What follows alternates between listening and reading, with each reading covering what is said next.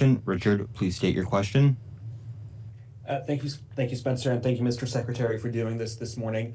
I have two questions. I'm wondering if you can explain or elaborate on whether or not you've found any evidence that indicates taxpayer dollars have flowed directly to terrorist organizations, and then I do have a follow-up after that.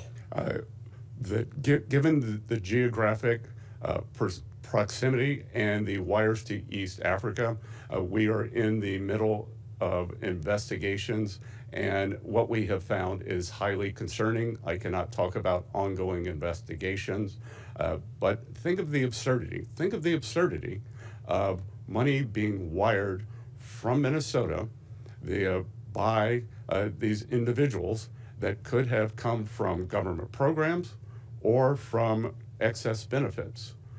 This should not be wired out of the country, and we are going to be cracking down on that. And then my second question is, you said on Fox last night that as a part of this geographical targeting order, the threshold for surveillance is being lowered to $3,000.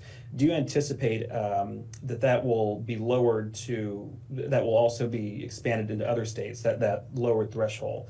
Do you have any sense on what other states you anticipate having to do this in?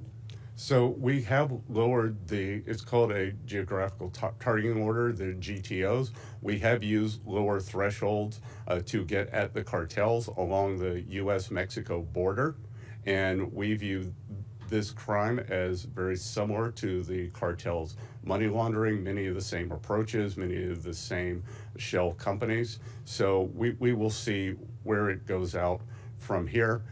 That will be a starting point, and as I said, Minnesota is going to be the protocols, the procedures, and the investigative techniques, as well as the collaboration with other agencies. Minnesota is going to be the genesis for a national rollout. Thank you.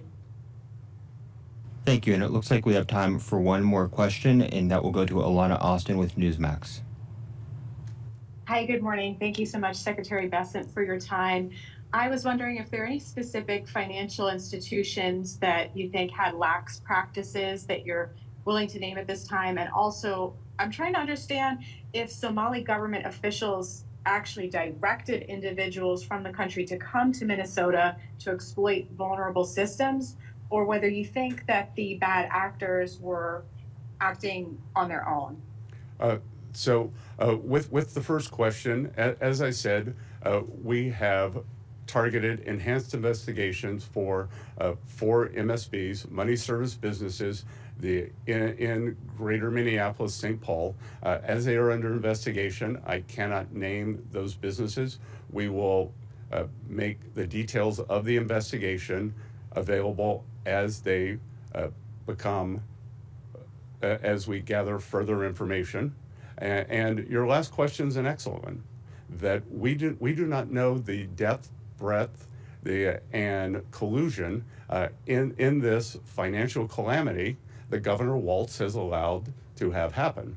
That was this directed from overseas? Is it an endogenous flourishing of these fraudsters that Governor Waltz allowed to grow right here in the backyard and take advantage of hardworking people of Minnesota? We'll see. So we are going to track this everywhere from top to bottom, and we will get to the bottom of it. And as we have more details, we will make those available. And that's all the time we have. Thank you all so much for joining. Thank you, Mr. Secretary, and that's all the time we have.